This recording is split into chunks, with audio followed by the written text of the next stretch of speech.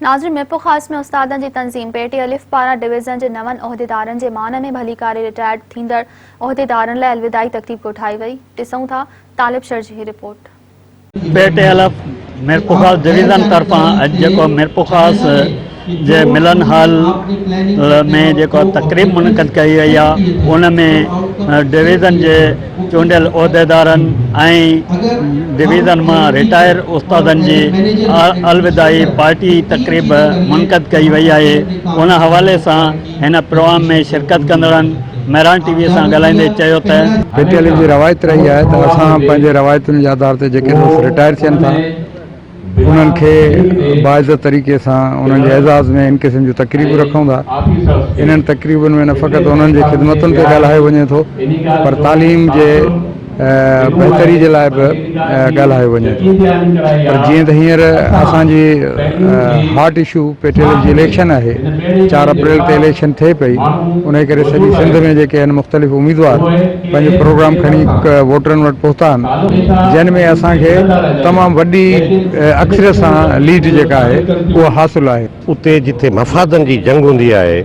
उन्हनि मफ़ादनि जे करे उहिदनि जे करे दोस्तनि में इख़्तिलाफ़ात थींदा आहिनि। तहलकनि जी, ज़िलनि जी, डिवीज़न जी ऐं मर्कज़ जी इलेक्शन थिए पई। इंशाअल्लाह यकीन आहे असांखे त जेको बि ग्रुप खटींदो, जेको पैनल खटींदो ऐं ॿियो पैनल उहो इलेक्शन तस्लीम कंदो ऐं उन्हनि दोस्तनि सां गॾिजी हलंदो, उनजो साथ ॾींदो। हिन में सभ खां पहिरियों असांजा जेके तक़रीबन डिवीज़न जा दोस्त चूंडिजी आया आहिनि, तालकनि ज़िलनि डिवीज़न जा सदर, जनरल सेक्रेटरी, उन्हनि जे मान में हिकिड़ो जेको वेलकम हिकिड़ी पार्टी हुई। उन सां गॾो गॾु कुझु अहिड़ा सीनियर दोस्त असांजा जेकी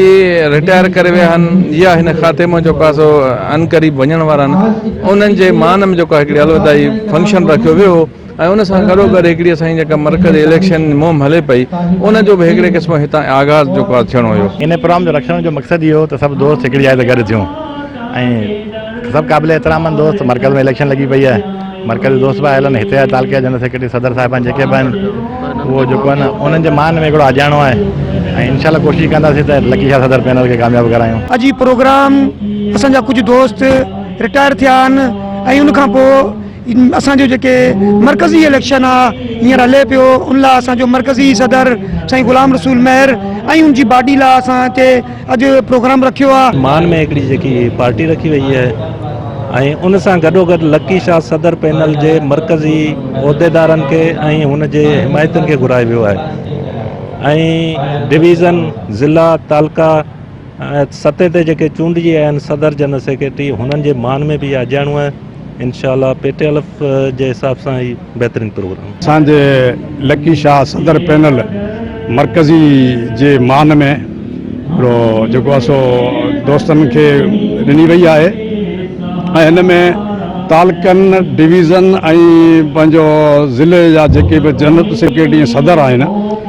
उन्हनि खे हिते मदो कयो वियो आहे। उन सां गॾोगॾु हिकिड़ा दोस्त रिटायर थिया आहिनि असांजे डिपार्टमेंट में, जीअं रफ़ीक पठान आहे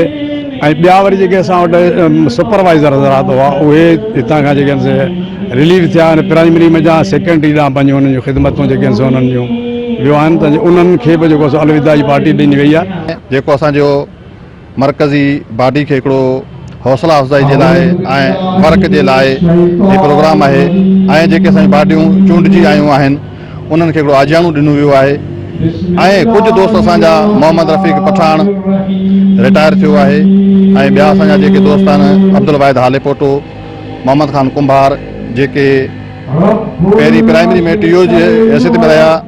ऐं सुपरवाइज़र हुया, उन्हनि खे वरी सुप्रीम कोर्ट जे हुकुम मुताबिक़ वरी पंहिंजे सेकेंडरी साइड ते ड्यूटी करण जे करे उन्हनि खे हिकिड़ो अजाणो या मान में हिकिड़ो कयल ख़िदमतनि खे सारायो वियो आहे। उन लाइ अॼु प्रोग्राम रखियो वियो आहे। तालिब शर, मेहरान टीवी, मिरपुर ख़ास।